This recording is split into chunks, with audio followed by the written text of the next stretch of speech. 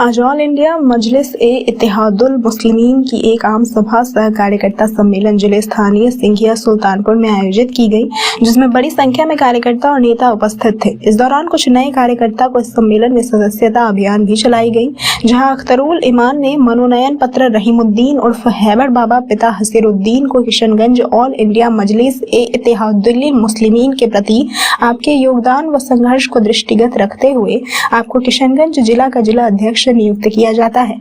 आप जिला में पार्टी की विचारधारा का व्यापक प्रचार व प्रसार करेंगे और लोगों को पार्टी से जोड़ेंगे तथा पार्टी को मजबूत बनाना और इसकी नीतियों और सिद्धांतों को जनमानस में फैलाना ही आपका मात्र ध्येय होना चाहिए। हम आश्वस्त है कि आप सभी कार्यकर्ताओं को विश्वास में रखते हुए अपने दायित्वों की पूर्ति करेंगे और अपनी निष्ठा एवं परिश्रम से माननीय राष्ट्रीय अध्यक्ष सह सांसद जनाब बैरिस्टर असदुद्दीन ओवैसी साहब एवं बिहार प्रदेश कमेटी के नेतृत्व में प्राप्त उपलब्धियों का प्रचार प्रसार कर ऑल इंडिया मजलिसीन ए इत्तेहादुल मुस्लिमीन को शक्ति प्रदान करेंगे।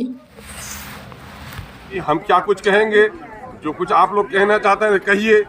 कि आज एक तारीखी काम हुआ है कि जो पार्टी इक़्तिदार में है उस पार्टी के इक़्तिदार में जुड़े हुए जो प्रदेश महासचिव रहे वो आज हमारी पार्टी को ज्वाइन कर रहे हैं। इसका मतलब ये समझिए कि MIM पर लोगों का विश्वास जमा है, मजबूत हुआ है और अब्दुल रहीम उर्फ हैबर बाबा ने MIM की जो कारकर्दगी देखी है, दूसरी पार्टियों में जाकर MIM के को तो कोई हैसियत नहीं, लेकिन सीमांचल को नज़रअंदाज करने का जो उन्होंने मंजर देखा है तो उनको इस बात का एहसास हुआ है कि अख्तरुल ईमान जो सीमांचल के साथ नाइंसाफ़ी की बात करता है उस बात में हक है और सदाकत है। इसी सदाकत ने उसको एक बेहतरीन मुकाम देने का फैसला किया है। चुनांचे हम मुबारकबाद देते हैं जनाब भाई इसहाक साहब को कि उन्होंने अपना कायम मकाम उन्होंने बनाया और किशनगंज से निकलकर पूरे बिहार में काम करने का उसने अज़्म किया है और किशनगंज की कश्ती का पतवार या कहिए माझी आज जनाब भाई इसहाक साहब की तरफ से इनका नाम पेश किया गया है और हैबर साहब जिनका नाम असल अब्दुल रहीम साहब है उनको पार्टी का प्रेसिडेंट बनाया गया है। हम ऐसे मौके से इन दोनों भाइयों को मुबारकबाद पेश करते हैं।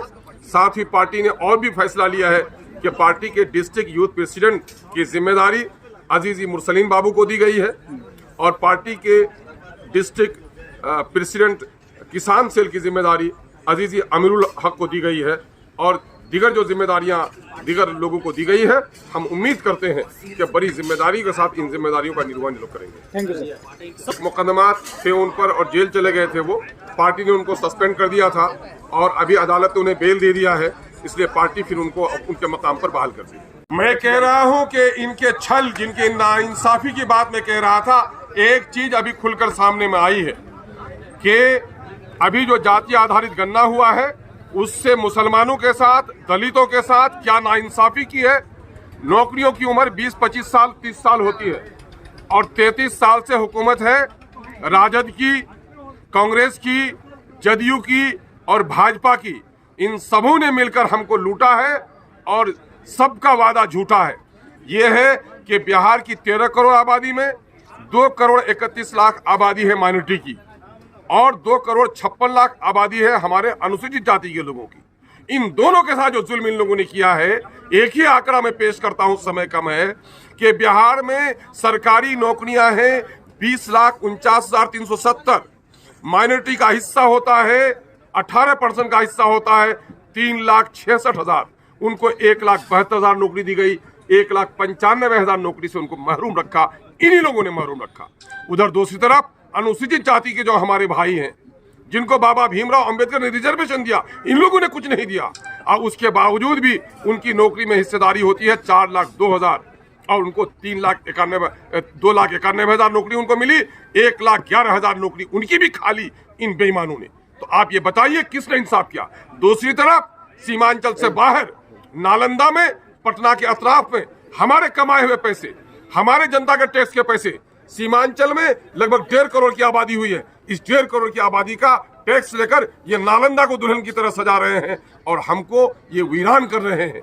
तो हम इस सच्चाई को सामने आने के नतीजे में अभी आप देखेंगे कि दर्जनों लोग दूसरी पार्टियों से टूटकर MIM, हम किसके लिए लड़ते हैं। अगर वजीर बनना चाहते तो वजीर बनने में हमको क्या देरी थी, लेकिन इन लोगों ने देखा कि अख्तरुल ईमान ने वजारत की कुर्सियों को लात मारी है, एक ही नतीजा है एमआईएम का नजरिया है कि सीमांचल को इंसाफ मिले, बिहार के दलितों और पिछड़ों को इंसाफ मिले। इंसाफ की लड़ाई जिनका जमीर जिंदा है, जिनमें गैरत बाकी है, ऐसे लोग इंसाफ की लड़ाई में हमारे करीब आ रहे हैं। हम लड़ रहे हैं आज़म और इरादों के साथ। आप क्या समझ रहे हैं हमारे लिए कोई चुनौती है?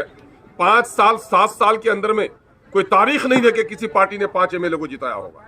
तो अभी तो नन्हा सा पौधा हुआ, उस पर इतनी जिम्मेदारी होगी। और आपको ये भी होना चाहिए, कोई चुनौती नहीं है।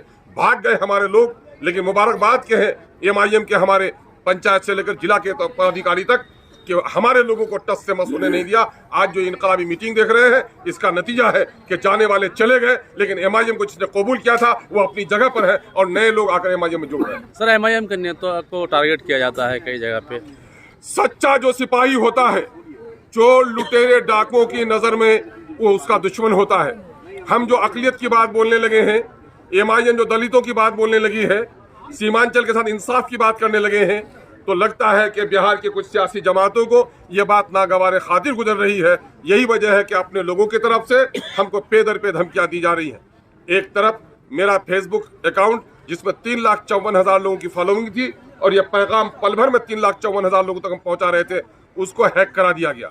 और 5 दिसंबर को मेरे ट्विटर एक्स पर मेंशन करके हमको, फिर मेरे सरपरस्त जनाब बैरिस्टर असदुद्दीन अवैसी साहब को और हमारे स्टेट यूथ प्रेसिडेंट और प्रवक्ता भाई जनाब आदिल हसन साहब को टारगेट करके जान से मारने की धमकी दी है।